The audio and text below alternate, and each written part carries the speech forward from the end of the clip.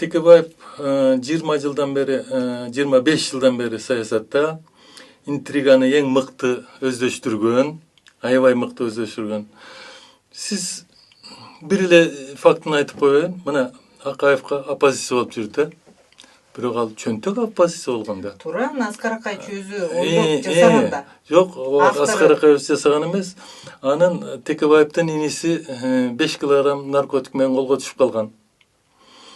Андан кийин кесе турган болгон бир 20 жылга. Анан жаш депутат Текебаев Акаевка келген. Аскар Акаевич, эмне десеңиз макулмун, депутаттан кет десеңиз кетейин, иними бошотуп бериңиз деген. Аскар Акаевич Өмүрбек Чиркешев, сизге окшогон конструктивдүү депутат бизге ар дайым керек. Иниңиз бошойт, сизди өмүр бою депутат кылам деп айткан. Эми мен кичине образ кылып айтып атам. Негизи мааниси ушундай болгон. Ошентип Текебаевдин ар бир шайлоосуна акча бөлүп турган.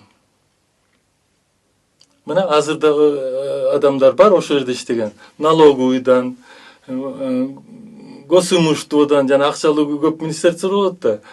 Таможнянын чоңдоруна айтып койгон. Баарыңар энергетикадан, баарыңар $10,000 берип тургула Текебаевка ар бир шайлоодо деп. Мына көрбөйсүзбү? Мына ошон үчүн ушундай интриган адам ошо элге ал өзү мен Акаевка оппозициямын деп атат, а өзү Акаев менен бас-бас болуп колтукташып жүрөт. Ошон үчүн жанагы эменде ошон үчүн Акаев берген заслуженный юрист деген оппозиция кантип берсин?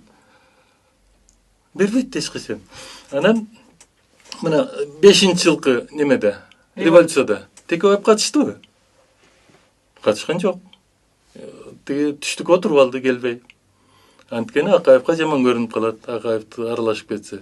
Анан кийин эмне үчүн Акаевдин каршылаштары жеңди?